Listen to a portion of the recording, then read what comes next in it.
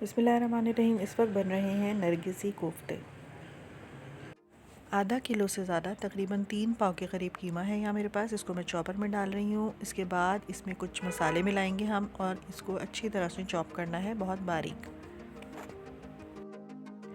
Chopper में कीमा डालने के बाद इसमें हाफ़ टेबल स्पून के करीब नमक मिलाना है, 1 टेबल स्पून भर के कुटी हुई लाल मिर्च, थोड़ा सा गरम मसाला।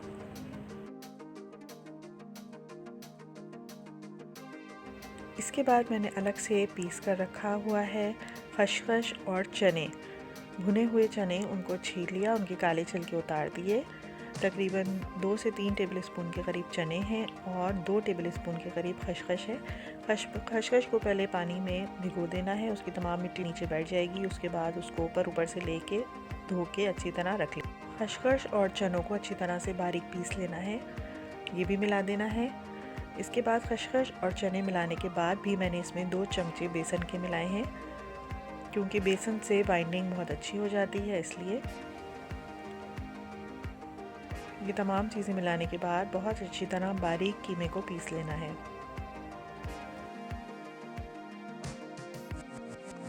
वन टेबल स्पून के करीब लहसुन अदरक का पेस्ट या साबित लहसुन अदरक थोड़ा सा मिला दीजिए।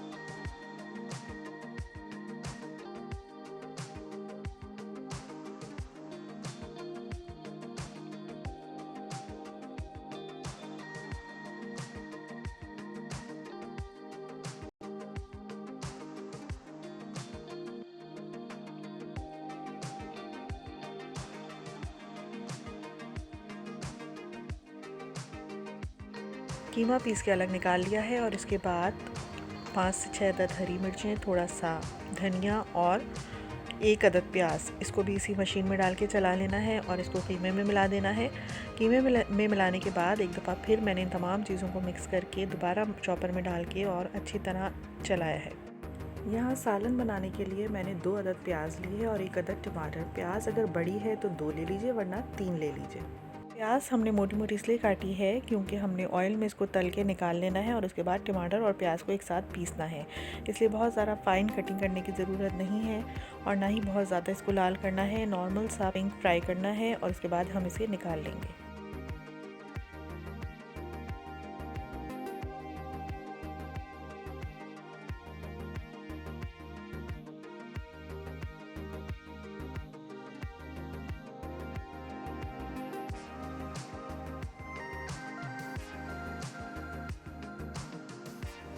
प्याज तैयार है, इसको अब निकाल लेंगे और इसको टमाटर के साथ ग्राइंड कर लेंगे। अब ऑयल में 2 चम्मच लहसुन अदरक का पेस्ट डालना है, अगर गाढ़ा पिसा हुआ हो तो। मेरे पास जो पेस्ट है वो थोड़ा पतला है, इसलिए मैं 4 चम्मच डाल रही हूँ यहाँ। लहसुन अदरक का पेस्ट डालने के बाद थोड़ी देर इसको चलाना है। उसके बाद साबित गरम मसाला यानी कि 2 से 3 अदद दालचीनी, 2 से 3 अदद बड़ी इलायची, 2 से 3 अदद छोटी इलायची और कुछ काली मिर्चें, ये डाल के इसको चलाना है।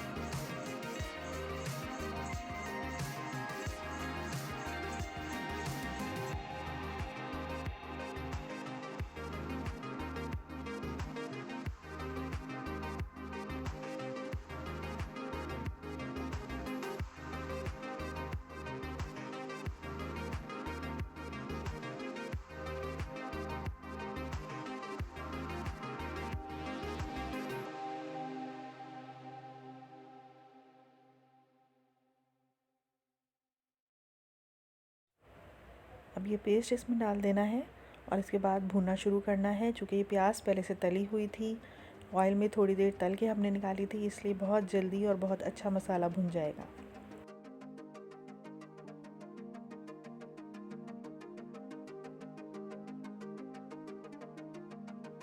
अब इसमें 1 टेबल स्पून नमक डाल देना है।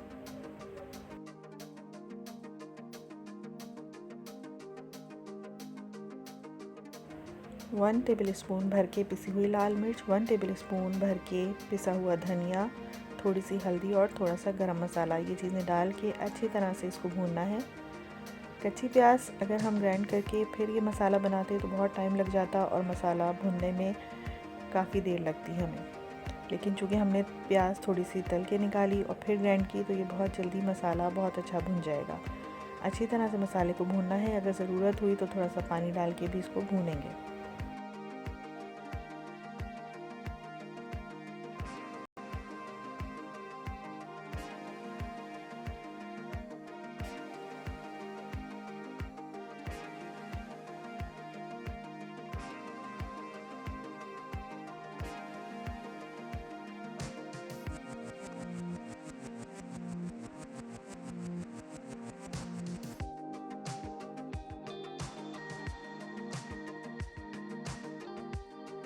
आप देख सकते हैं कि मसाला बहुत अच्छा भुन चुका है, ऑयल भी छूटना शुरू हो चुका है। अब इसको पानी डाल के और ढकना ढक के थोड़ी देर हम इसको रखेंगे ताकि मसाला अच्छी तरह पक जाए। उससे पहले तकरीबन आधी प्याली के करीब दही फेंट के इसमें डाल देना है और थोड़ी देर इस दही को भी मसाले के साथ अच्छी तरह भूनना है। इसके बाद हम इसमें थोड़ा पानी शामिल कर देंगे, आधे से 1 कप के करीब, और ढक के हम इसको पकने देंगे हल्की आंच पे। इतनी देर में हम वहाँ पर जो कोफ्ते हमने बनाने हैं, कीमा पीस के रखा हुआ है, उसके कोफ्ते बनाएंगे। और जैसे ही कोफ्ते बन जाएंगे और मसाला भी इतनी देर में पक के तैयार हो जाएगा तो फिर हम कोफ्ते इसमें शामिल कर देंगे। 6 अदद अंडे हमने बॉईल करके रखे हुए हैं। अंडे नरम नहीं होने चाहिए बल्कि काफ़ी देर इनको बॉईल करना है ताकि सख्त अंडे बॉईल हों। इसके बाद इनको बीच में से हाफ़ कर लीजिए। दूसरी तरफ कीमा जो मैंने प्याज और हरा मसाला मिलाने के बाद एक दफ़ा दोबारा चॉपर में चलाया था ताकि बिल्कुल बारीक कीमा पिस जाए, क्योंकि अगर कीमा मोटा होगा या प्याज वगैरह साबित आएगी तो कोफ्ते फटने लगेंगे। बिल्कुल फ़ाइन कीमा पिस चुका है। अब इसको इस तरह हाथ पे बिछाइए, इसके अंदर एक अंडा रखिए और तमाम तरफ से इसको मिला दीजिए और कोफ्तों की शक्ल में बना लीजिए। तमाम कोफ्ते बना के एक साथ रख लेंगे। उसके बाद जो मसाला भुन रहा है हमारा वहाँ तैयार हो चुका है, उसमें तमाम कोफ्ते बिछा देंगे।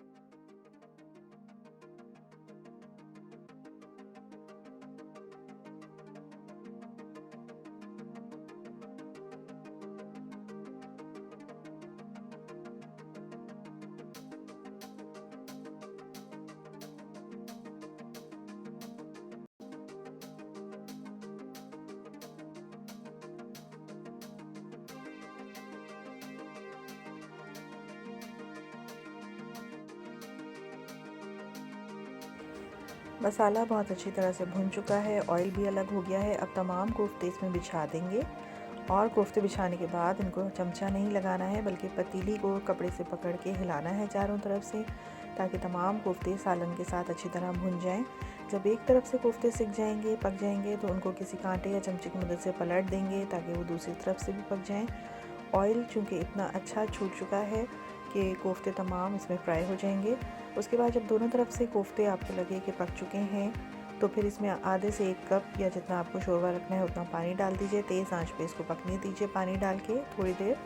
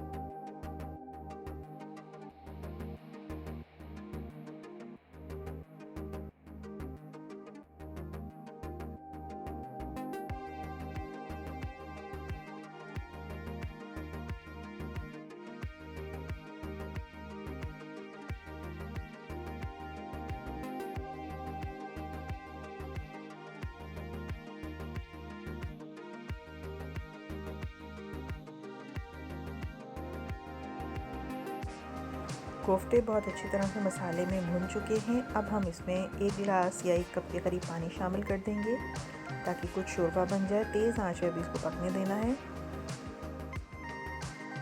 पतीले को कपड़े से पकड़कर अभी भी थोड़ा हिलाते रहिए ताकि शोरबे में अच्छी तरह कोफ्ते मिक्स हो जाएं।